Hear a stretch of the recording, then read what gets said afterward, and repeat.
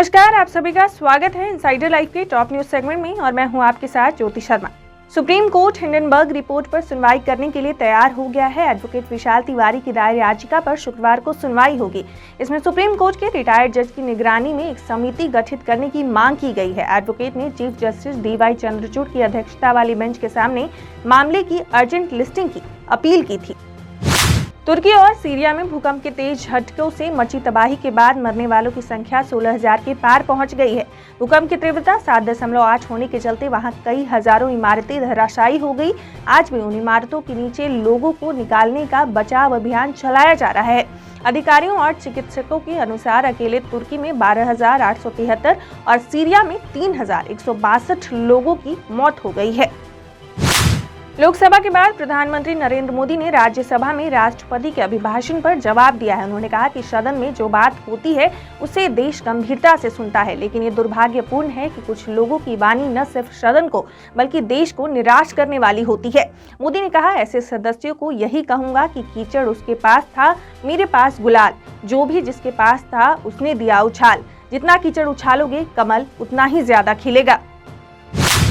भारतीय शेयर बाजार लगातार दूसरे दिन तेजी के साथ बंद हुआ। हालांकि सुबह बाजार गिरावट के साथ खुला था। बाजार में बिकावली देखने को मिली थी, लेकिन IT बैंकिंग स्टॉक्स में खरीदारी के चलते बाजार में तेजी लौटी और आज का कारोबार खत्म होने पर BSI सेंसेक्स 142 अंकों की तेजी के साथ 60,806 तो नेशनल स्टॉक एक्सचेंजेस का निफ्टी 22 अंकों की तेजी के साथ 17,893 अंकों पर बंद हुआ। तेलंगाना में भाजपा के विधायक रघुनंदन राव ने विवादित बयान दिया है। तेलंगाना के डुबक सीट से भाजपा के विधायक रघुनंदन राव ने कहा कि तेलंगाना राज्य के पुलिस को कंट्रोल करने वाले सभी महत्वपूर्ण पदों पर बिहार के IPS अधिकारियों की पोस्टिंग की गई है। कहीं भी तेलंगाना के IPS नहीं है।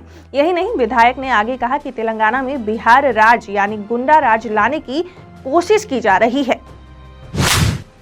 केंद्रीय बजट को लेकर बिहार की तरफ से जदयू लगातार भाजपा पर हमलावर है। खास तौर पर जदयू के राष्ट्रीय अध्यक्ष ललन सिंह इसको लेकर सवाल खड़े कर रहे हैं। जदयू की तरफ से लोकसभा के नेता ललन सिंह ने पिछले दिनों अडानी के मामले पर लोकसभा में ज्वाइंट पार्लियामेंट्री कमेटी से जांच कराने की मांग की थी। अब ललन सिंह ने सोशल मीडिया पर PM मोदी के बजट भाषण पर पोस्ट लिखा है, जिसमें कई सवाल खड़े किए हैं। ताड़ी को लेकर राष्ट्रीय लोक जनशक्ति पार्टी के राष्ट्रीय अध्यक्ष चिराग पासवान ने बड़ी बात कही है। उन्होंने ताड़ी को शराब की संज्ञा में रखने को गलत बताया है। चिराग पासवान ने कहा कि शराबबंदी कानून के जरिए पासी समाज के लोगों को टारगेट किया जा रहा है। पासी समाज के लोगों पर भी शराबबंदी कानून की धारा लगाकर जेल में डाला जा रहा है। मुख्यमंत्री को ताड़ी और शराब में फर्क नहीं समझ में आ रहा। IPS विकास वैभव के एक ट्वीट का स्क्रीनशॉट वायरल हो रहा है। इसमें उन्होंने home guard and fire services DG शोभा अहोतकर के ऊपर गंभीर आरोप लगाए हैं। उन्होंने उन पर बेवजह गाली देने का आरोप लगाया है। हालांकि विकास वैभव के ट्विटर पर अब ये ट्वीट नहीं दिख रहा है।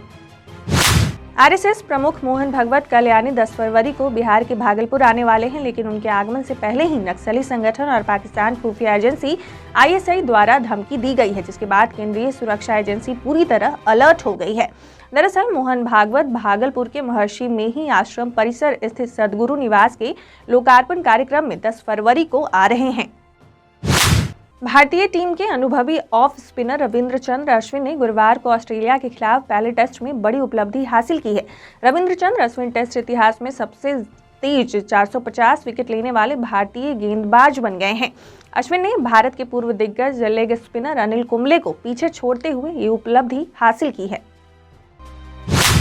कुछ दिनों पहले तक रोमांस में डूबी राखी सावंत अब पति आदिल खान को सलाखों के पीछे भेजने के लिए एड़ी चोटी का दम लगा रही हैं। राखी ने 7 महीने पहले ही आदिल से निकाह किया था। हाल ही में एक्ट्रेस ने आदिल पर मारपीट और चीटिंग का आरोप लगाकर जेल भेज दिया है।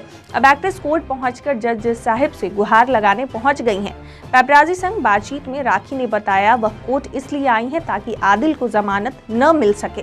फिलहाल के लिए इस वीडियो में इतना ही। बाकी खबरों के लिए देखते रहें इनसाइडर लाइव।